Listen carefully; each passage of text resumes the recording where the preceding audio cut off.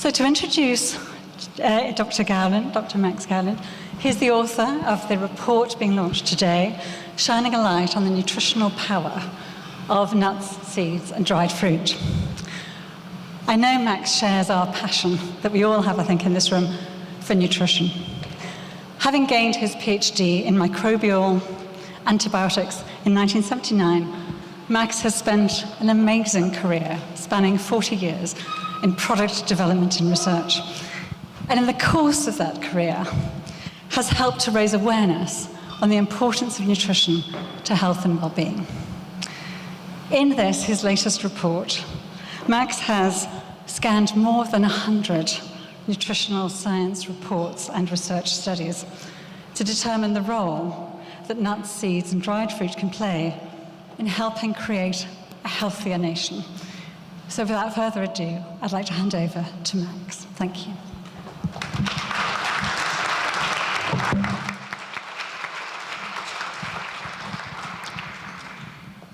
Right, can everyone hear me? I'm sure you can. Okay. Well, first of all, I've got a big apology to make, and I am very sorry about this, but I'm going to send you into a deep depression in chapter 1. Chapter 2, I'm going to send you into a deeper depression. But chapter 3, I promise I will take you out of the depression, and hopefully you'll feel good, and you'll all rush out and buy lots of nuts and seeds and dried fruit. I hope so, anyway. Okay. So, I was given a brief by Whitworths quite a long time ago now. This has taken me quite some time. And just to correct you, Elaine, there were 200 references that I looked at, not 100. They asked me, what impact does nuts, seeds, and dried fruit have on the health of the nation? And I said, yeah, I'd love to do this. I'm not that knowledgeable, but I'll go away and look at the scientific press. And I will report back with bad things and good things. And nobody is going to twist my arm. So 3 months later, I came back. And really, this is the distillation of what was a 4-hour presentation I gave to the Whitworths staff. None of them fell asleep, which was great. We had lots of coffee. But I think most people went or left the room thinking, wow, I didn't really realize that our product was quite as healthy. So first of all, let's talk about our health and how sick are we? So slightly depressing. The second chapter will be our diet. How well are we doing? And you'll see not very well. And the section 3 will be a little bit more interesting and a bit more positive. So, how sick are we? Well, let's talk about lifespan first. We'll talk about health span in a minute, but lifespan. Well, that's the lifespan chart, going from 1980 to nearly today. And you can see that it's got higher and higher and higher, but there is a tail off. That's not a good sign. So lifespan has started to decrease. I don't know if anyone knows that, but it has. And you'll see there are 2 lines. There's a male line and a female line. And the ladies, you should be very pleased to know that you've got an extra 3 or 4 years on men. This is much more interesting. This is health span, not lifespan. If you look at the top arrow, you can see that normal aging is from here to here. And this is when you're healthy. This is when you're, unhealthy, with a chronic disease or some disability, perhaps. This is optimal longevity, where you live longer, but you have a much longer health span and a much compressed morbidity, as the scientists call it. The bad news is this. This is a fascinating graph from ONS, and also it was published in State of Aging 2022. And let me explain it. This is disability-free life expectancy. So let's take, if you don't mind me, the female line to start with.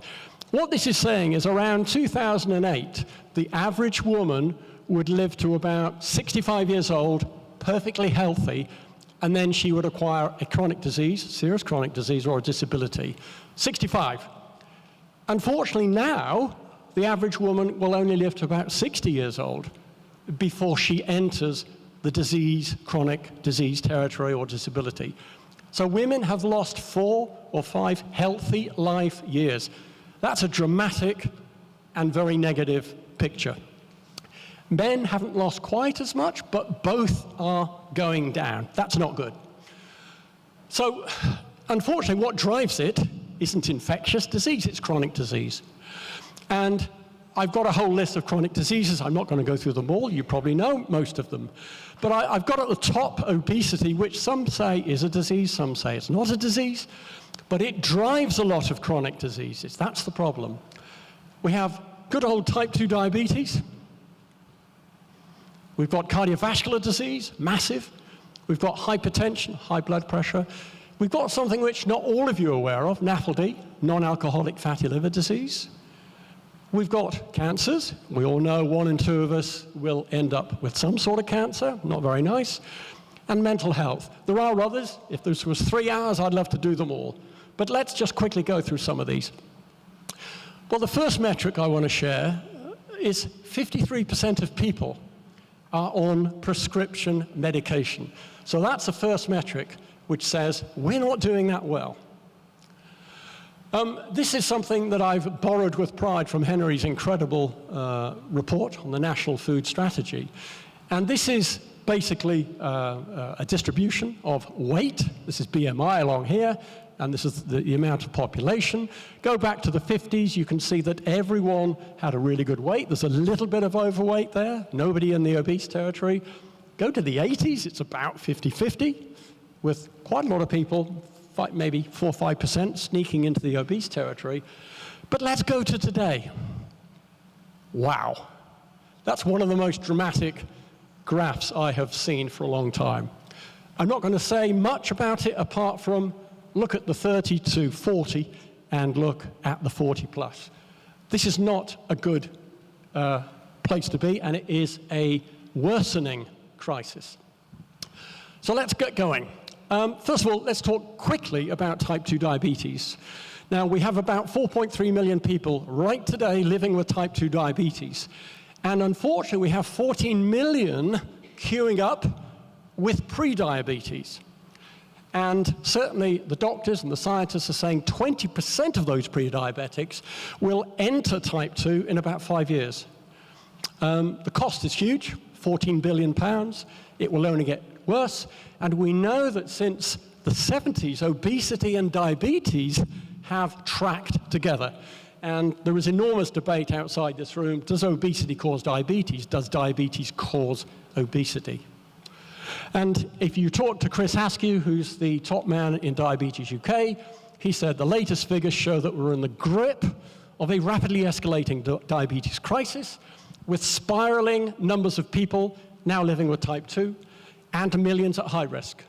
So not very nice. Type 2 is much more serious than people give it credit for. Then good old CVD, cardiovascular disease, mostly caused by what's called ASCVD, atherosclerotic cardiovascular disease, which is basically, to put it crudely, you get a plaque on the inside of the capillaries and the arteries, restricting blood flow. Mostly caused, not always, by the bad or the LDL cholesterol. There's no such thing as bad cholesterol. There's good and bad. That's a nonsense. Cholesterol is the same molecule. It's just a different carrier in the bloodstream. So on CVD, 7 to 8 million people are living with some sort of CVD right now. That's a huge number of people. And it's not just old people. 2.3 million are living with coronary heart disease. It costs the NHS billions, 9–10 billion. It kills double the number that kills women with breast cancer, so that puts it in perspective. And we know that 100,000 people die every year from heart disease and stroke combined. So again, I did say it would be a bit depressing. There are lots of risk factors for CVD. And to be honest, these are risk factors for a lot of disease. Lipid panel test, yep, high LDL, cholesterol, very bad. That's why 8 million people are on statins. Blood pressure. 28% of people in the UK have high blood pressure, hypertensive. Insulin resistance, diabetes. Over 4 million people have this. Weight. Well, 30, 40, 50, 65% plus are in the high BMI, overweight, obese category. Smoking, still find it amazing that there are 6 or 7 million people still smoking. And finally, being sedentary. We all know that exercise is king, and being sedentary is bad, but a latest YouGov poll shows that 33% of us claim they do 0 exercise. It's extraordinary. NAFLD, very quickly, non-alcoholic fatty liver disease. NAFLD. This is a healthy liver. On the left, lots of blood, lots of capillaries, good blood flow. This is a fatty liver, and this is a liver which is cirrhosis, which will eventually end up potentially as with hepatic cancer. The risk factors are the same culprits: poor quality diets, obesity, type 2, high blood lipids, cholesterol, LDL cholesterol being the worst, and also being sedentary. We know also that 1 in 2 people will get cancer. It's not a nice statistic, but look at this. 38% of cancer cases can be prevented if you don't smoke, if you look after your weight, if you have plenty of fiber. We'll talk about that in a few minutes. Keep your alcohol down. Alcohol is a class 1 carcinogen. Sorry about that. Sunlight, too much sunlight, processed meat, of course, and lack of exercise, the same culprits. 38% could be prevented. And this was a statistic which really, really floored me. 109 million days at a cost of 9 billion are lost every year due to poor mental health. And there's hardly a day goes by where you don't hear something in the press about mental health problems. According to the stats, 19% of us have been diagnosed with depression at some point. Nearly 80% of adults feel stress at least 1 day per month. And this is the one that I find extraordinary. 32% reported that they had suicidal thoughts as a result of stress. That's a horrible statistic. And over 20 million prescriptions for depression have been handed out. But it gets worse. Apologies. This was a very nice project done between Liverpool University and the Real Centre, and they predicted how chronic disease would massively grow over the next 20 years. The worst thing here is heart failure will grow 92%. I don't know how they've calculated it, but they have. Diabetes will grow by 50%, and it goes on and on. So this is not a good place to be. Things are going to get worse if we carry on. We know that poor diet is a critical cause for many of these chronic diseases. We also know that no exercise is bad, smoking, alcohol, being too much obese, overweight, age is a risk factor. There's nothing we can do about that. Too much sugar is bad. That's a great debate to have. Poor sleep. They're finding out so much more about sleep and how that can affect potential Alzheimer's disease later in life. And high blood lipids, obviously, which is related to poor diet. This is, thank you, Henry, having read your incredible report. I've pinched a few bits and pieces out of Henry's report because they're so dramatic. First of all, poor diets cause 17% of all early deaths. That is an extraordinary statistic. Total costs related to high BMI are 74 billion, according to OECD. And what Henry concluded is, consumption-wise, we need to eat more fruit and veg by at least 30%. We need to increase fiber by 50%, because it's really direly low now. HFSS foods, let's reduce those by a quarter. And meat consumption, we should really take that down a little bit. Well, 30%, that's quite a lot. So thought for the room, not for debate yet, but thought for the room. Does the general public really appreciate how significant diet is contributing to our ill health? I think most people in the room will, but not everybody.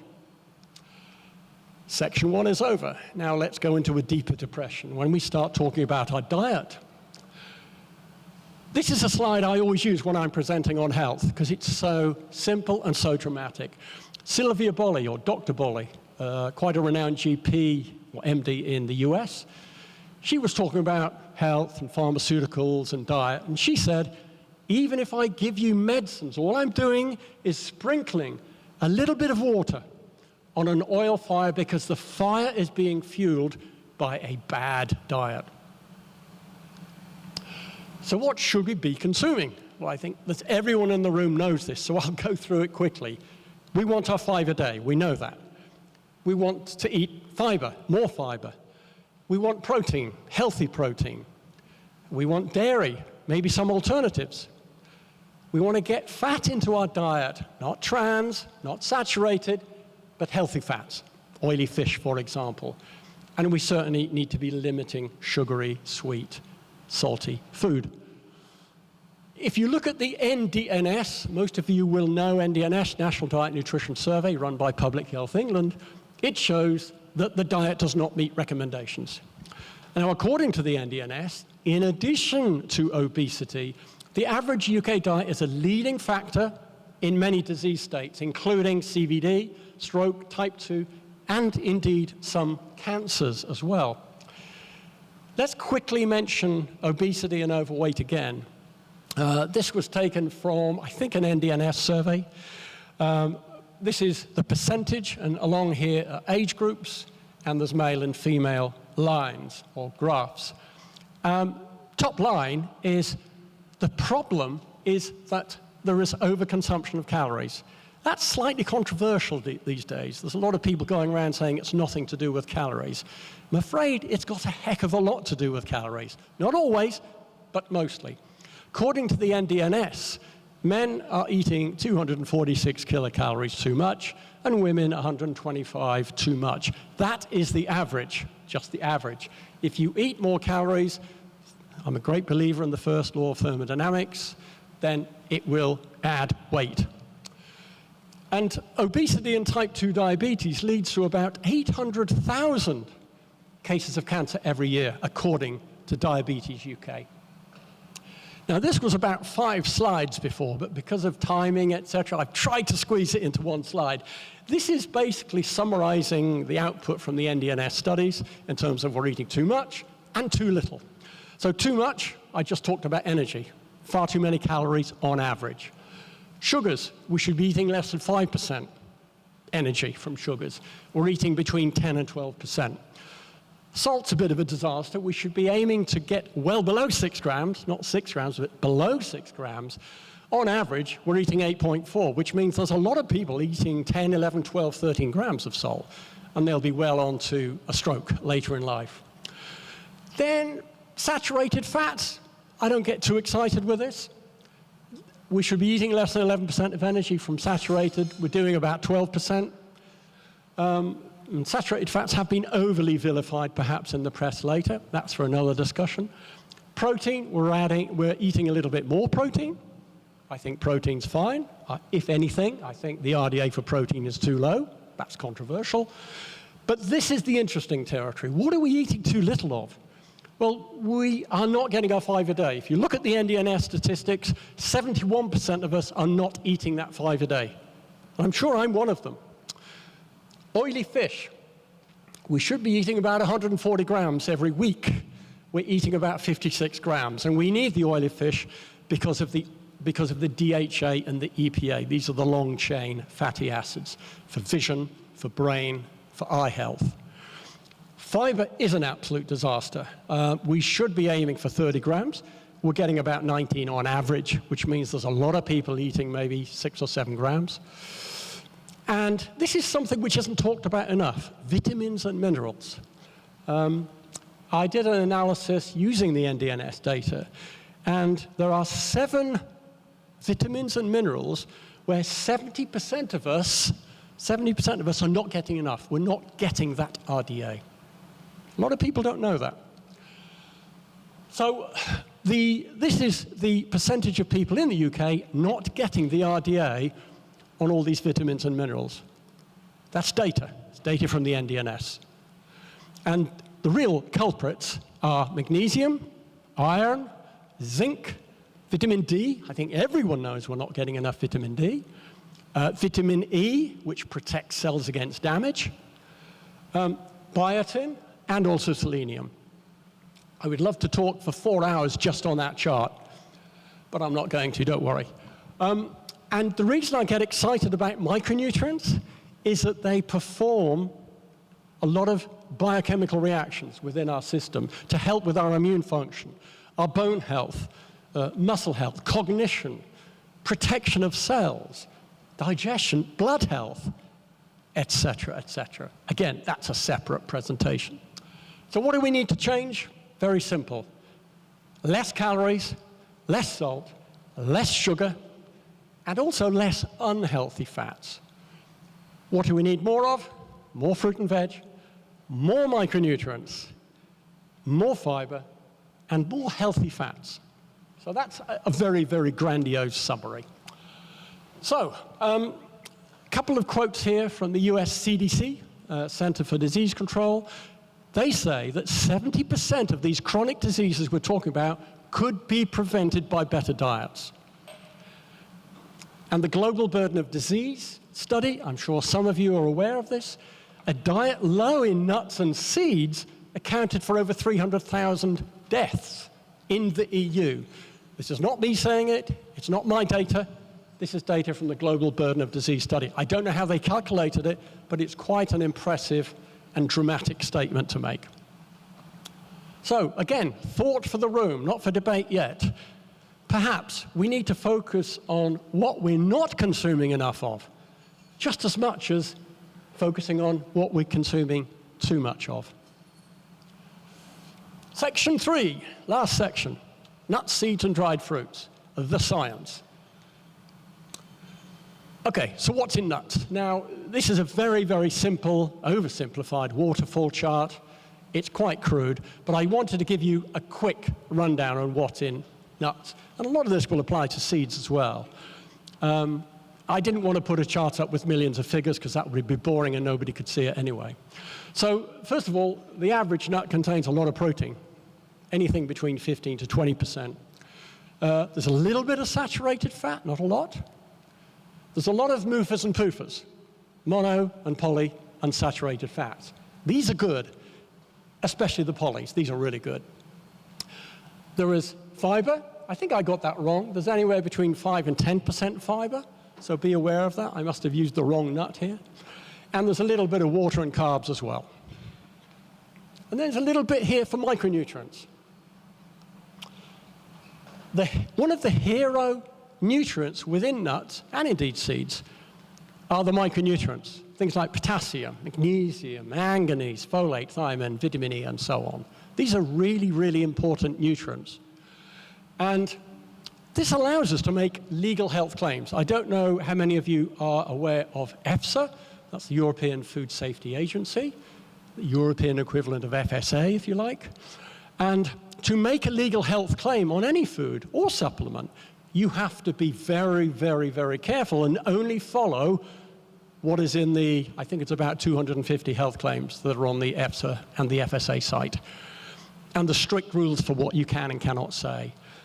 If you look at the analysis of nuts, what we can say are a whole bunch of legal health claims relating to helps with muscle health, helps to fight fatigue, helps with brain health, mental performance from thiamine, neurotransmission, blood pressure, heart function, manages homocysteine. A lot of people don't know what homocysteine is. It's a nasty thing which builds up in the blood as we get older, and it can cause cardiovascular disease.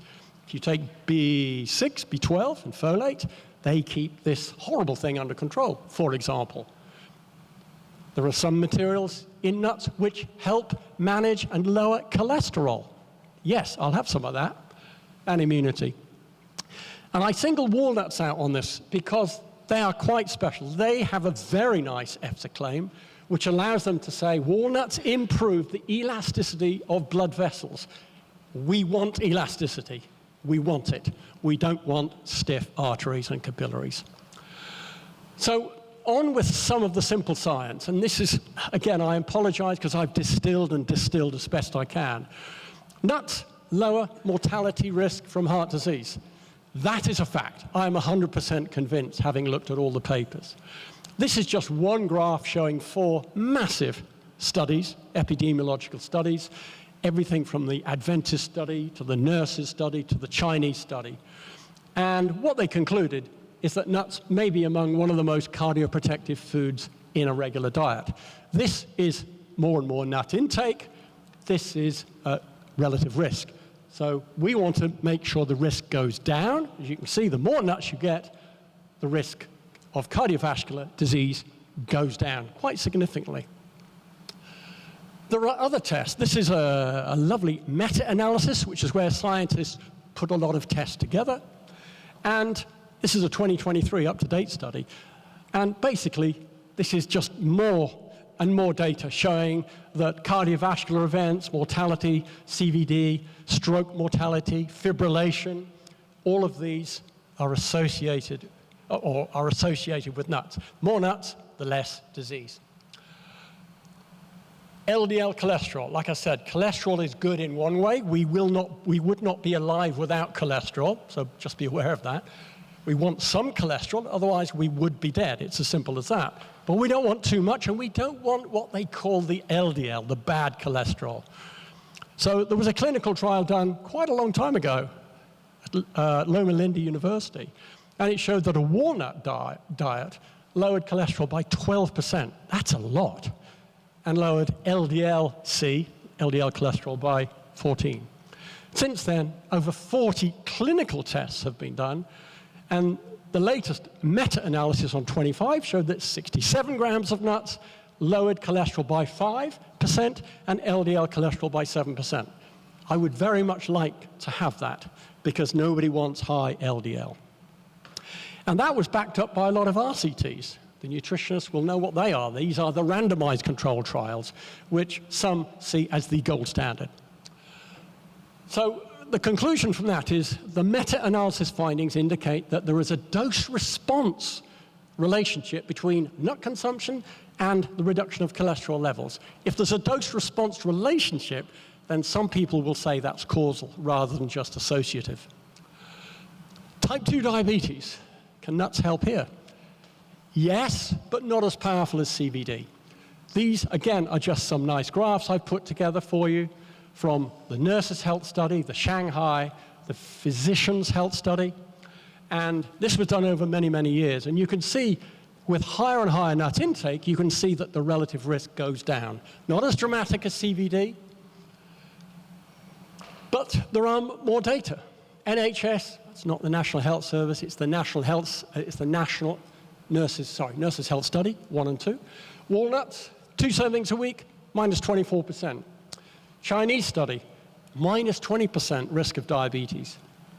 And the 2023 review, up to date, nut consumption could play a role in the prevention and management of type 2 diabetes. Not my words, but the scientists. And they think that might be something to do with short-chain fatty acids in the gut. It might be due to PUFAs and MUFAs, we talked about that. Or it could be down to selenium, zinc, or even vitamin E. Endothelial health. That's an interesting one. What is endothelial health? What is the endothelium? It's the inside, the single layer of cells within the blood vessels and capillaries. We want endothelial health. We want elastic blood vessels. And again, it was a walnut trial, and basically, walnuts show improved endothelial health, elasticity, after just 4 weeks. I would like some of that elasticity. That is a healthy thing to have. Nuts lower blood pressure, hypertension, or the risk of becoming hypertensive. So, the endothelial function, as we just discussed, is related to blood pressure, so it's no surprise. And we know that high blood pressure can massively raise the risk of stroke. Trouble is, 40% of people have high blood pressure, but they don't know it, so they're untreated. And that's quite serious. That's a stroke potentially around the corner. The Physicians' Health Study trial on 16,000 people who initially were free of blood pressure, they followed them over, crikey, 100,000 person years. This is a massive test. And as you increase the nut content of eaters, then you get -4, -8, -22%. So the more nut intake, the lower chance of becoming hypertensive. There are other tests here. There are others. I haven't got time to show all of them. This was the thing that surprised me most. I think most people know that optimal diets can reduce mental health. I think that's well known. But when you just look at nuts, there are a whole range of huge studies, the Biobank study, the Predimed studies, the Aristotle trial, they all have nice snazzy names, these studies. And you can see minus 17% depression, minus 41% lower depression versus no nuts, slower cognitive decline after 2 years, and the Aristotle trial over 6 months improved cognition and reduction in stress. That's the data. All I'm doing is presenting that to you. Seeds, well, I'm not going to repeat everything because seeds are very similar to nuts in terms of their nutritional profile. If anything, you could argue they're a little bit better because they have higher levels of ALA, alpha-linolenic acid, which is an omega-3.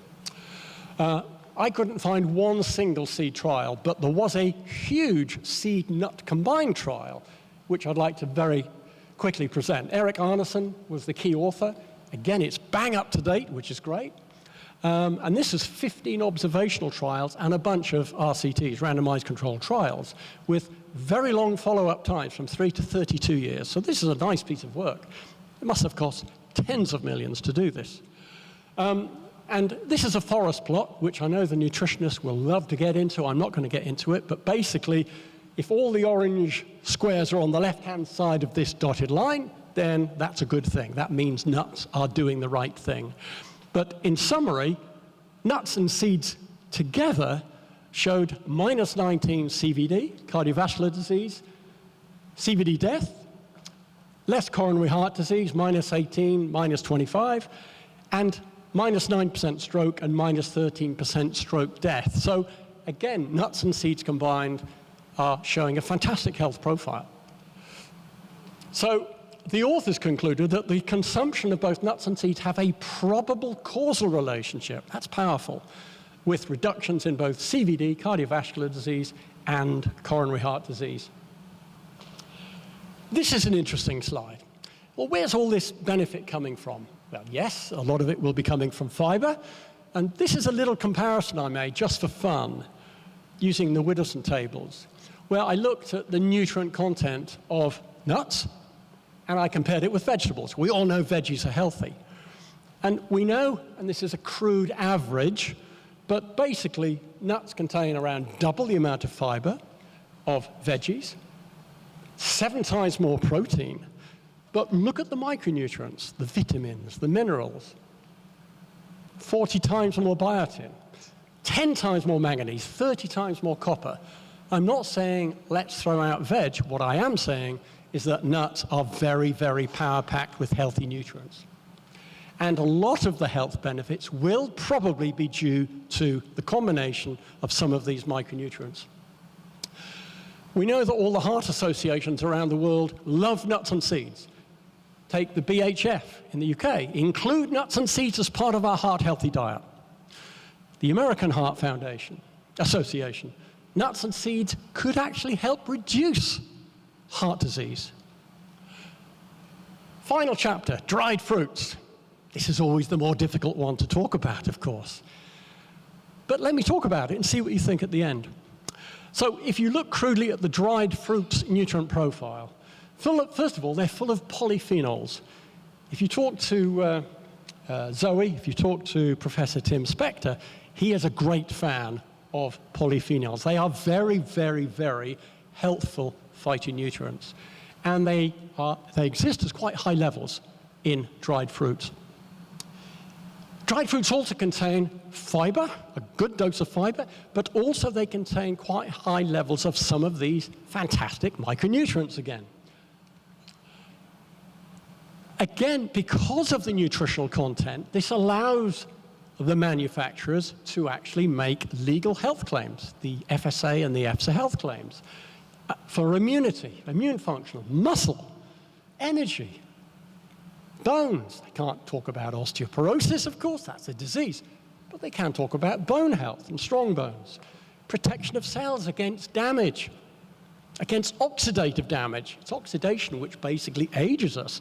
So yes, please, I'd like to protect my cells. nervous system, blood pressure, high in fiber, of course. But again, there's always one that stands out. Prunes have to stand out here, and they have an EFSA claim. It contributes to normal bowel function. Not very sexy to talk about, but very, very, very important when it comes to health. So let's talk quickly about fiber. The SACN, a very influential body who report into the government, I suppose, on nutritional policy, they conclude that fiber can significantly reduce the incidence of cardiovascular disease, heart attack, stroke, and a lot more. And they say that low fruit intake ranks among the top 3 dietary risk factors for CVD. This is a distillation of their work. It's a beautiful graph that was published. And again, it's risk versus grams of fiber intake. I don't even need to interpret this. More fiber, the less risk of cardiovascular disease. And it's strong evidence. The SACN are very, very, very strict. And that could be due to microbiome health. It is. Not saturated fatty acids, short-chain fatty acids, not SFAs. Stool transit time, not very sexy. Stool transit and stool frequency, and the weight of stool. This is all good stuff, and it's all because of fiber. What about gut health? Gut health, bad gut health, affects nearly 500,000 of us every single year. And the worst thing is IBD, inflammatory bowel disease. And that can take 2 main forms, ulcerative colitis and Crohn's disease, both of which are quite nasty. And unfortunately, IBD has increased by a third in about 10 years. That's not very good. But again, the data says that high fiber is associated with 26% lower risk of IBD and 52% lower risk of Crohn's disease. But there are more benefits to fiber, and you will know these. And again, I'm not going to go through the data here because it will just waste time, but the SACN also concluded that fiber is associated with lower diabetes, type 2. It's associated with lower colon cancer. And another study, UK Biobank, again, lower risk of IBD, lower risk of Crohn's. So powerful data from a variety of these studies shows that for every additional 7 grams, that's not a lot, 7 grams of fiber, cancer reduction went down by 8%. That's the data. So, the elephants in the room, nuts, seeds, and now dried fruit. So, surely nuts make you fat. Everyone knows that. Wrong. Totally wrong. Nut consumption does not lead to weight gain. Again, I had about 20 charts, and I was forced to summarize this on one chart. These are a bunch of studies, which I won't go through, but basically 5 studies said neutral or inverse association. 3 cohort studies, same thing. The Spanish, very famous Sun cohort study, inverse association. So eat nuts, lower weight. That is controversial. Nurses' Health study, 51,000 people, 0.4 kilograms less weight. Inverse association on the Predimed. And it goes on, and there are other studies. Dried fruit also, believe it or not, can help with weight management. This is NHANES. Now, some of you will be aware of NHANES. It's like the UK National Diet Nutrition Survey, but it's done in the US at a much bigger scale, obviously. And they concluded, and they've looked at 3 studies or cohorts through about 20 years, that individuals who were regular dried fruit consumers had lower body weight, lower BMI, and a smaller waist circumference. That's the data. And then the biggest elephant in the room, and highly controversial, is surely all these dried fruits, don't they cause oral hygiene problems? Well, we know from the NHS website, they're saying, yeah, dried fruits are fantastic, they're healthy, but please only eat them at meal times. Public Health England advice, it's better to consume dried fruit at meal times. British Dietetic Association, same thing, keep to meal times. And it sort of makes sense. And Dried fruits are being called sticky and nasty, and they create a low pH, an acidic pH, in the oral cavity. I'd love to spend half an hour on this graph, but I'm not going to. I'm just going to read you out the headlines. This was a test done on, I can't remember, 20 children with 4 test foods. This is pH, this is acidity as you go down, and this is time. So they measured the pH change in people's mouths over time. Basically, first of all, it showed that the GI, the glycemic index of dried fruits, was the same as normal fruits, and maybe even slightly less. They postulated that it was due to the slower release of sugar, and don't forget the sugar in dried fruits isn't just sucrose, it's glucose and fructose. That's totally different. And we know that fructose is less carcinogenic than sucrose. And the pH drop is critical. Anything below 5.5 is pretty nasty, pretty acidic. It'd be nice to keep it above 6 if possible. And again, I haven't got time to talk through every line, but what I will do is just quickly put up the main conclusion as far as I'm concerned. They tested raisins versus bran flakes, and bran flakes were much worse. That's all I'll say on it. So raisins aren't quite as bad as you think. Not a great selling point, but it's true. They're not as bad as you might think. And this is a fascinating test. This is plaque and bioluminescence. Very nice and sciencey, this one. They took 156 athletes, 2011. They took 6 teeth and they swabbed them. And they measured the plaque. They then asked these people to eat an ounce of raisins.